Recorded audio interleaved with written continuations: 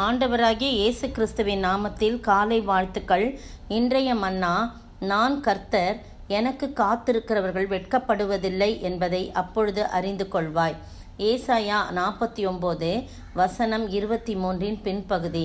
ஏசாயா தீர்க்கன் சொல்கிறாரு, நான் கர்த்தர், எனக்கு காத்திருக்கிறவர்கள் வெட்கப்படுவதில்லை என்பதை அப்பொழுது அறிந்து கொள்வா என்று கர்த்தர் சொல்லுகிறதாக அவர் சொல்கிறத நம்ம பார்க்குறோம். அதே பார்த்திங்கன்னா சங்கீதம் 25:3 பாருங்கள், உம்மை நோக்கி காத்திருக்கிற ஒருவரும் வெட்கப்பட்டு போகாதபடி செய்யும், முகாந்தரம் இல்லாமல் துரோகம் பண்ணுகிறவர்களே வெட்கப்பட்டு போவார்களாக என்று சொல்லி 2வது முறை சங்கீதக்காரன் அதை உறுதிப்படுத்துகிறான். எந்த ஒரு மனிதன் கர்த்தருக்காக காத்திருக்கிறார்களோ அவர்கள் என்ன பண்ணல, அவர்கள் வெட்கப்பட்டு போவதில்லை என்று சொல்லப்பட்டிருக்கு. சங்கீதம் 31:17 பாருங்க, கர்த்தாவே உம்மை நோக்கி கூப்பிட்டேன், நான் வெட்கப்பட்டு போகாதபடி செய்யும், துன்மார்க்கர் வெட்கப்பட்டு பாதாளத்தில் மௌனமாயிருக்கட்டும். சங்கீதக்காரனாகி தாவீது, நான் வெட்கப்பட்டு போகாதபடி செய்யும், ஏன்னா நான் உமக்காக காத்திருக்கிறேன், இந்த இடத்துல நான் உம்மை நோக்கி கூப்பிடுறேன், ஆனால் துன்மார்க்கர் வெட்கப்பட்டு பாதாளத்தில் மௌனமாயிருக்கட்டும் அப்படின்னு சொல்லி சொல்கிறத நம்ம பார்க்குறோம். அப்போ இன்னொரு சங்கீதம் 34 கூட என்ன சொல்லப்பட்டிருக்குன்னா, அவர்கள் கர்த்தரை நோக்கி பார்த்து பிரகாசம் அடைந்தார்கள், அவர்கள் முகங்கள் வெட்கமடையவில்லை என்று சொல்லப்பட்டிருக்குது. அப்போ எந்த ஒரு மனிதன் கர்த்தரை நோக்கி பார்க்கிறானோ, கர்த்தரை நோக்கி கூப்பிடுறானோ, எந்த ஒரு மனிதன் கர்த்தரை மட்டும் கர்த்தருக்காக காத்திருக்கிறானோ அவர்கள் என்ன பண்ணல, வெட்கமடையவில்லை. இதுக்கு எத்தனையோ உதாரணங்கள் நம்ம சொல்லலாம். பாருங்கள், அன்னாள் கர்த்தரை நோக்கி பார்த்தால் அவள் வெட்கமடையவில்லை. யோசேப்பு தன்னுடைய வாழ்க்கையிலே கர்த்தரோடு இணைந்திருந்தார், கர்த்தரோடு உறவு கொண்டிருந்தார். அவர் ஏனோக்க பார்த்தீங்கன்னா அதே மாதிரி கர்த்தரோடு உறவு கொண்டிருந்தார், எப்பொழுதும் சஞ்சரித்தார் என்று போடப்படுது. யாருமே வெட்கமடையாதபடி என்ன பண்ணுறாரு ஆண்டவர், அவங்கள தலை நிமிர செய்கிறார். நீங்களும் நானும் என்னென்ன பிரச்சனைகள் இருக்குது, இந்த வருஷத்தின் கடைசி நாளில் வந்திருக்கிறோம்.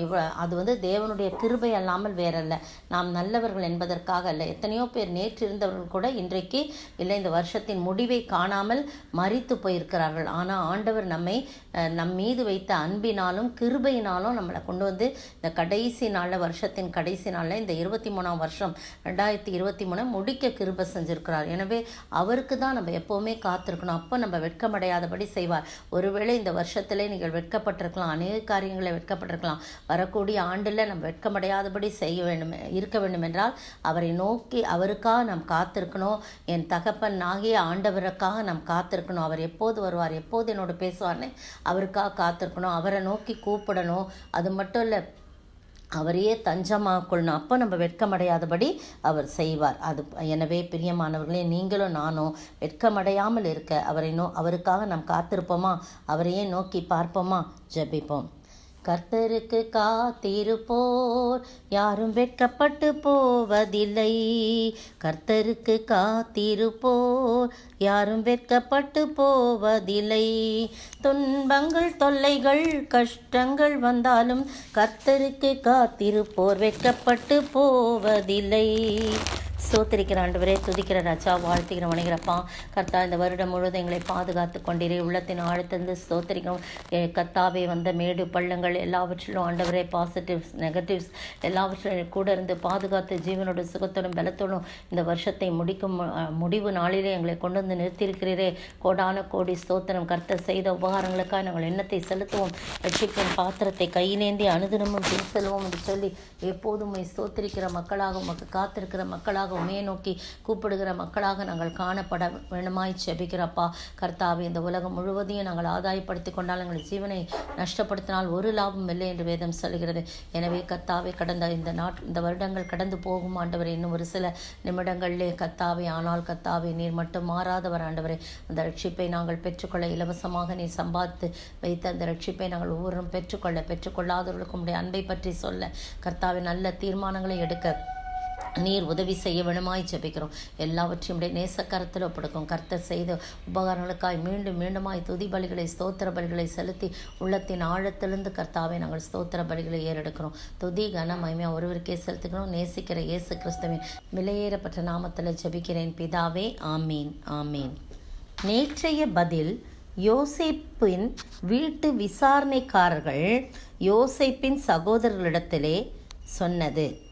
யோசேப்பின் வீட்டு விசாரணைக்காரர்கள் யோசேப்பின் சகோதரிடத்திலே சொன்னது ஆதியாகமம் 43:23. இன்றைக்கு 5 கேள்விகள் வழக்கம் போல கேட்கப்படும். கடைசி கேள்வி இன்றைய கேள்வியாக இருக்கும். முதல் கேள்வி, நான் பாக்கியவதி, ஸ்திரீகள் என்னை பாக்கியவதி என்பார்கள் என்றது யார்? நான் பாக்கியவதி, ஸ்திரீகள் என்னை பாக்கியவதி என்பார்கள் என்றது யார்? 2, தம்முடைய தூதனை உனக்கு முன்பாக அனுப்புவேன் என்று யார் யாரிடம் கூறியது? 3, காத் என்ற பெயரின் பொருள் என்ன? 4, நீர் அதை அனுப்பும் அளவும் ஒரு அடைமானம் கொடுப்பீரா என்று யார் யாரிடம் கூறியது? இன்றைய கேள்வி 5, கிண்ணரக்காரன் நாகசுரக்காரன் யாவரின் தகப்பன் யார்? கிண்ணரக்காரன் நாகசுரக்காரர் யாவருக்கும் தகப்பன் யார்? உங்கள் பதில்களை இன்று இரவு அனுப்பி வையுங்கள். நாளைய தினத்திலே குலுக்கல் 11 மணி அளவுகளே நடைபெறும். குலுக்கல்லே வெற்றி பெறுபவர்களுக்கு சிறப்பு பரிசு உண்டு.